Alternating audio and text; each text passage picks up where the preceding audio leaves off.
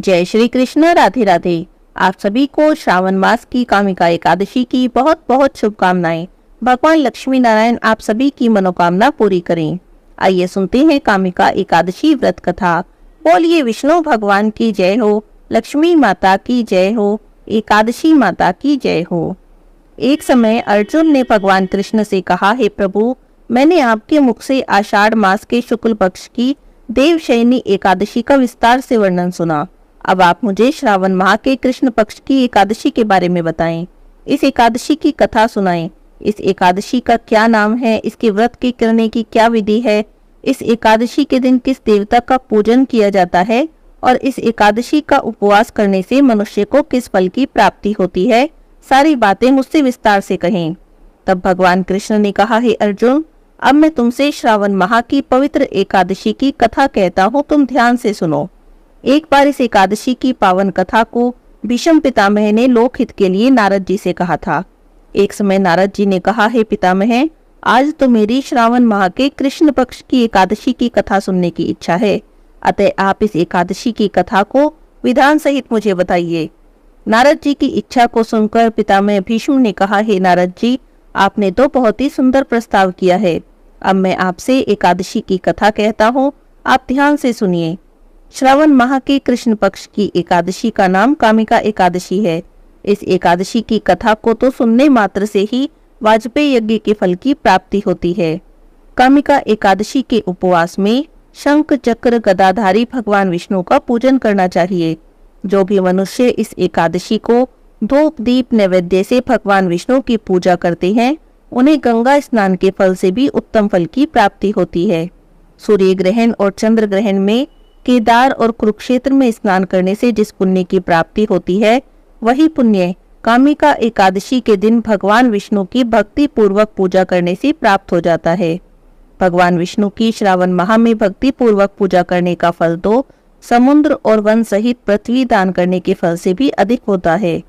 व्यातिपात में गंडकी नदी में स्नान करने से जो फल प्राप्त होता है, वही फल भगवान की पूजा करने से प्राप्त हो जाता है। संसार में भगवान की पूजा का फल सबसे अधिक है, अतः यदि भक्ति पूर्वक भगवान की रोज पूजा भी न कर सकें तो श्रावण माह के कृष्ण पक्ष की कामिका एकादशी का उपवास करें। आभूषणों से युक्त बछड़ा सहित गोदान करने से जो फल प्राप्त होता है, वही फल कामिका एकादशी के उपवास से प्राप्त हो जाता है। जो उत्तम द्विज श्रावण माह के कृष्ण पक्ष की कामिका एकादशी का उपवास करते हैं, भगवान विष्णु का पूजन करते हैं, उनसे सभी देव, नाग, किन्नर, पितृ आदि की पूजा हो जाती है। इसीलिए पापों से डरने वाले व्यक्ति को विधि विधान सहित इस उपवास को करना चाहिए। संसार सागर और पापों में फंसे हुए मनुष्य को इनसे मुक्ति के लिए कामिका एकादशी का व्रत करना चाहिए। कामिका एकादशी के उपवास से सभी पाप नष्ट हो जाते हैं। संसार में इससे अधिक पापों का नाश करने वाला कोई दूसरा उपाय नहीं। हे नारद जी, स्वयं भगवान ने अपने मुख से कहा था कि मनुष्य को आध्यात्म विद्या से जो फल प्राप्त होता है, उससे कहीं अधिक फल कामिका एकादशी के इस व्रत को करने से प्राप्त हो जाता है। इस व्रत को करने से मनुष्य को यमराज के दर्शन नहीं होते और ना ही उसे नरक के कष्ट भोगने पड़ते हैं, बल्कि वह मनुष्य तो स्वर्ग का अधिकारी होता है। जो मनुष्य इस दिन तुलसी दल से भक्ति पूर्वक भगवान विष्णु का पूजन करते हैं, वे इस संसार सागर में रहते हुए भी इस प्रकार अलग रहते हैं जैसे कि कमल का पुष्प जल में रहता हुआ भी जल से अलग रहता है। तुलसी दल से भगवान श्री हरि का पूजन करने का फल एक बार स्वर्ण दान और 4 बार चांदी के दान के फल के बराबर होता है। भगवान विष्णु रत्न, मोती, माणिक और आभूषण की अपेक्षा तुलसी दल से अधिक प्रसन्न हो जाते हैं। जो भी मनुष्य प्रभु का तुलसी दल से पूजन करते हैं, उनके सभी पाप नष्ट हो जाते हैं। हे नारद जी, मैं तो भगवान की अति प्रिय तुलसी जी को नित्य निरंतर प्रणाम करता रहता हूँ। तुलसी जी के तो दर्शन मात्र से मनुष्य के सभी पाप नष्ट हो जाते हैं और शरीर के स्पर्श मात्र से वह मनुष्य ही पवित्र हो जाता है। तुलसी जी को जल से स्नान कराने से मनुष्य की सभी यम यातनाएं नष्ट हो जाती हैं। जो भी मनुष्य तुलसी जी को भक्ति पूर्वक भगवान के चरणों में अर्पित करते हैं, उन्हें मुक्ति प्राप्त होती है। कामिका एकादशी की रात्रि में जो मनुष्य जागरण करते हैं, दीप दान करते हैं, उनके पुण्यों को तो लिखने में चित्रगुप्त जी भी असमर्थ हैं। एकादशी के दिन जो भी मनुष्य भगवान के सामने दीपक जलाते हैं, उनके पितृ स्वर्ग लोक में अमृत का पान करते हैं। भगवान के सामने जो भी मनुष्य घी या तिल के तेल का दीपक जलाते हैं, उन्हें सूर्य लोक में भी सहस्त्रों दीपकों का प्रकाश प्राप्त होता है। इसीलिए कामिका एकादशी के इस पुण्य व्रत को प्रत्येक मनुष्य को करना चाहिए। हे नारद जी, अब आप कामिका एकादशी की व्रत कथा सुनिए। बहुत समय पहले किसी गांव में एक बेहद बलशाली क्षत्रिय रहता था। उसे अपने बल पर बहुत अहंकार था। हालांकि वह धर्म पारायण था, धर्म बहुत मानता था, नित्य प्रतिदिन जगत के पालनहार भगवान विष्णु की पूजा उपासना भी करता था।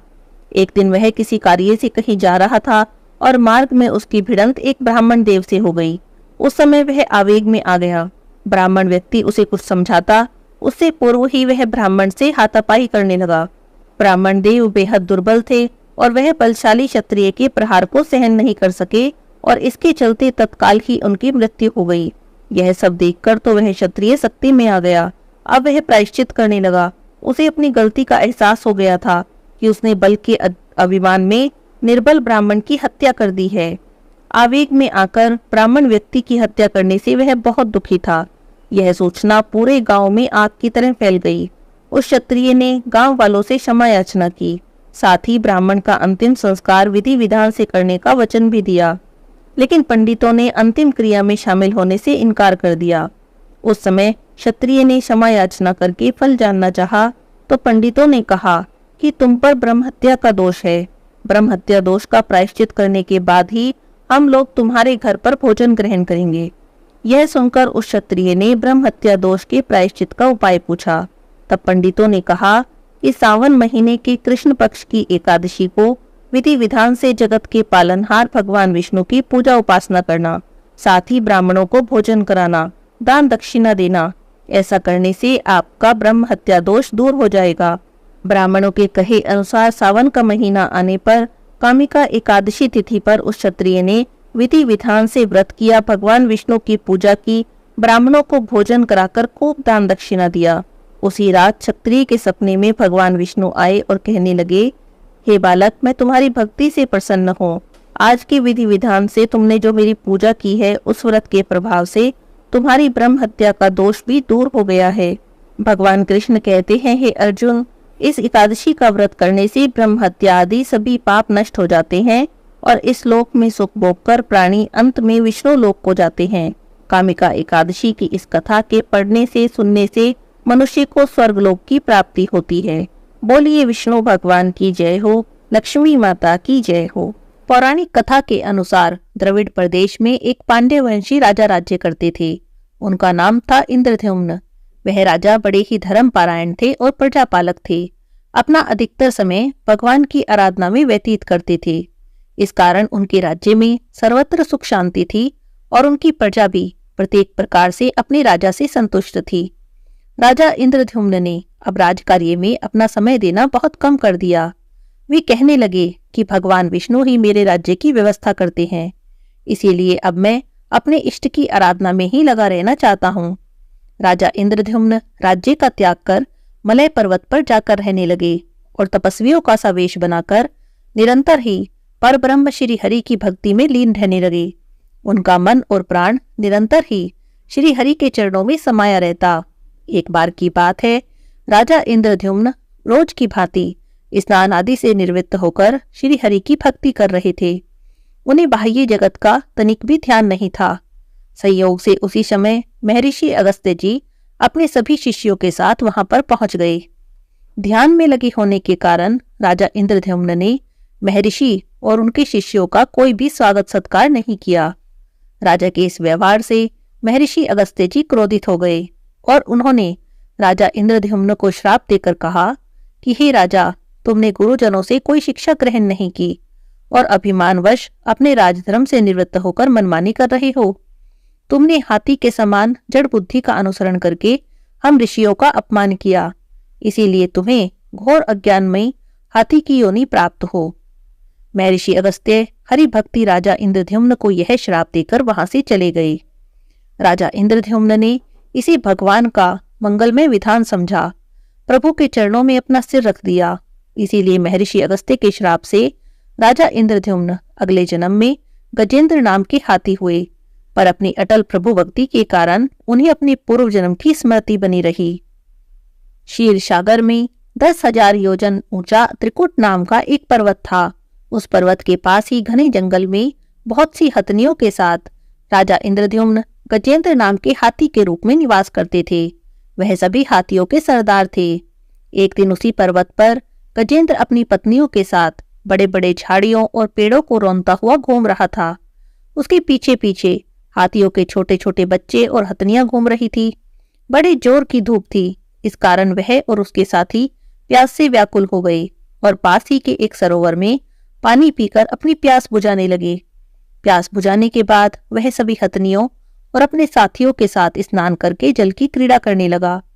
उसी समय एक बलवान मगरमच्छ यानी ग्राह ने उसके पैर को अपने मुंह में दबोच लिया और बलपूर्वक उसे पानी के भीतर खींचने लगा।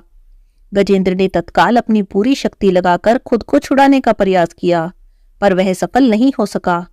उसके साथियों ने भी उसकी सहायता करनी चाहिए और बहुत प्रयास किया, लेकिन उनका प्रयास भी सफल नहीं हुआ। जीवन मरण का यह संघर्ष निरंतर ही चलता रहा। गजेंद्र स्वयं को बाहर खींचने का प्रयत्न करता तो ग्राह उसे पानी के भीतर खींच लेता।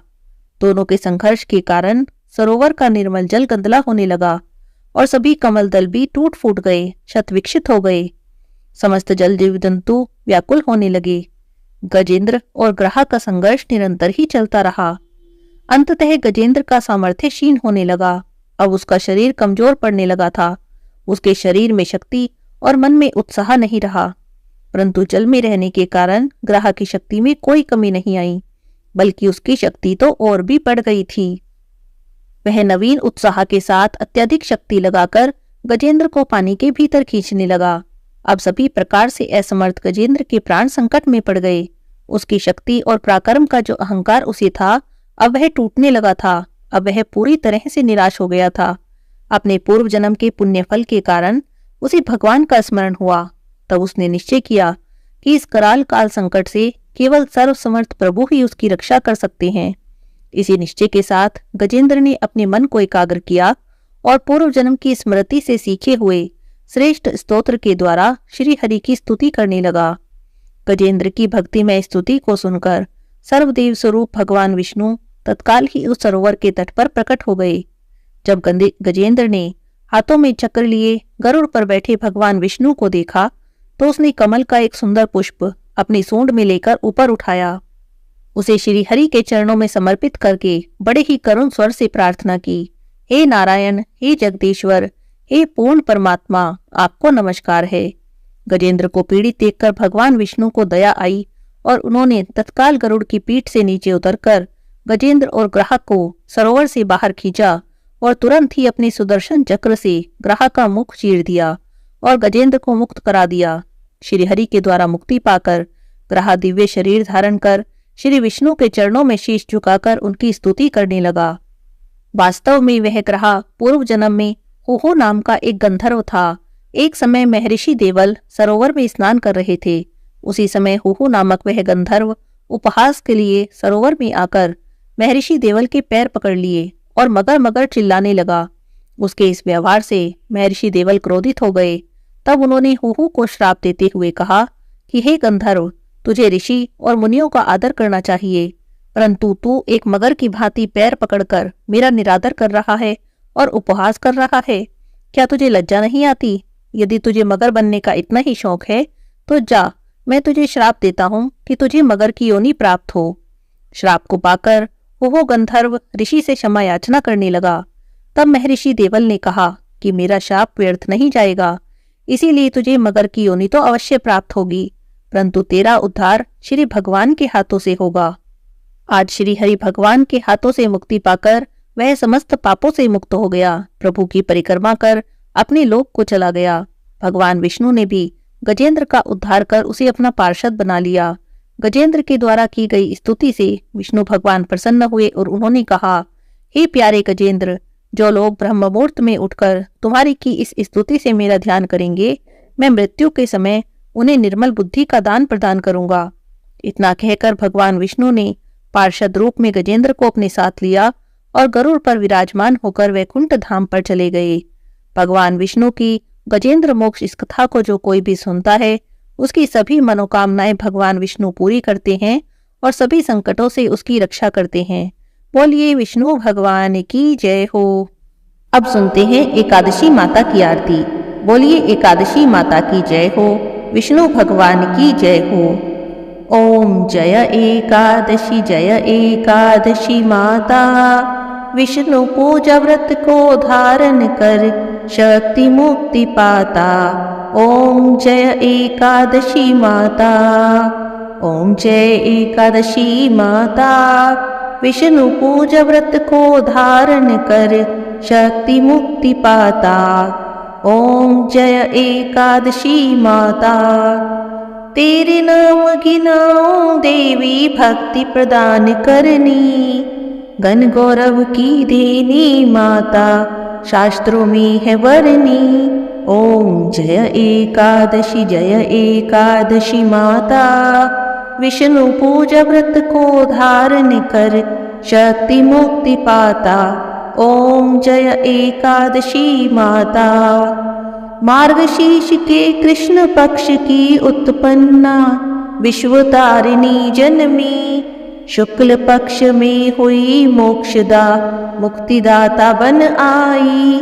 ओम जय एकादशी माता, विष्णु पूजा व्रत को धारण कर शक्ति मुक्ति पाता।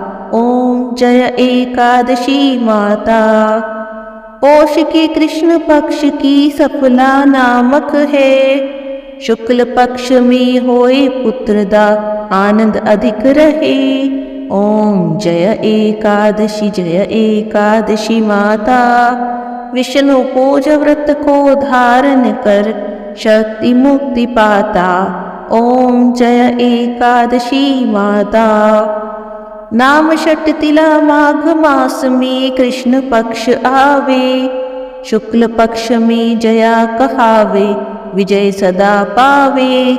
ओम जय एकादशी माता, विष्णु पूजा व्रत को धारण कर शक्ति मुक्ति पाता।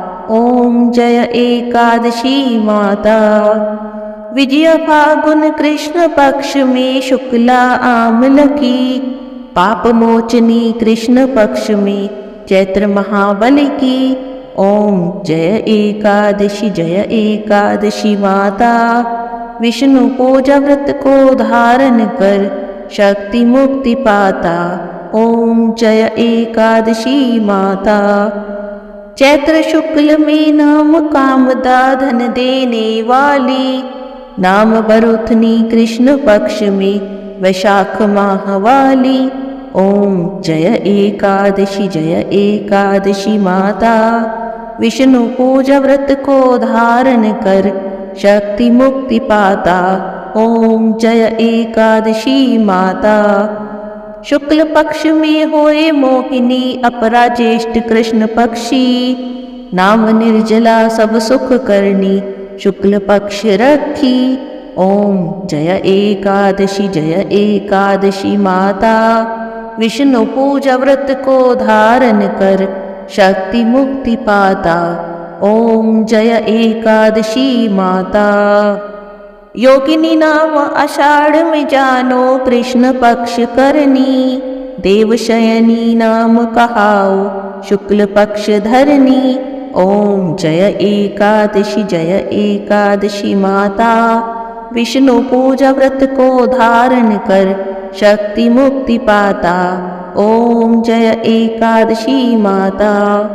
कामिका श्रावण मास में आवे कृष्ण पक्ष कहिए, श्रावण शुक्ला होए पवित्रा आनंद से रहिए। ओम जय एकादशी माता, विष्णु पूजा व्रत को धारण कर शक्ति मुक्ति पाता। ओम जय एकादशी माता। अजा भाद्रपद कृष्ण पक्ष की परिवर्तिनी शुक्ला, इंद्रा आशीवन कृष्ण पक्ष में व्रत से भवसागर निकला। ओम जय एकादशी माता, विष्णु पूजा व्रत को धारण कर शक्ति मुक्ति पाता। ओम जय एकादशी माता। पापांकुशा है शुक्ल पक्ष में आप हरणहारी, रमा मास कार्तिक में आवे सुखदायक भारी। ओम जय एकादशी माता। विष्णु पूजा व्रत को धारण कर शक्ति मुक्ति पाता। ओम जय एकादशी माता। देवोत्थानी शुक्ल पक्ष की दुख नाशक मैया, पावन मास में करो विनती पार करो नैया। ओम जय एकादशी माता। विष्णु पूजा व्रत को धारण कर शक्ति मुक्ति पाता। ओम जय एकादशी माता। परमा कृष्ण पक्ष में होती जन मंगल करनी, शुक्ल मास में होए पद्मिनी दुख दारिद्र हरनी। ओम जय एकादशी माता। विष्णु पूजा व्रत को धारण कर शक्ति मुक्ति पाता। ओम जय एकादशी माता। जो कोई आरती एकादशी माता की भक्ति सहित गावे, जन गुरुदीता स्वर्ग का वासा निश्चय ही पावे। ओम जय एकादशी माता। विष्णु पूजा व्रत को धारण कर शक्ति मुक्ति पाता। ओम जय एकादशी माता। बोलिए एकादशी माता की जय हो, विष्णु भगवान की जय हो, लक्ष्मी माता की जय हो।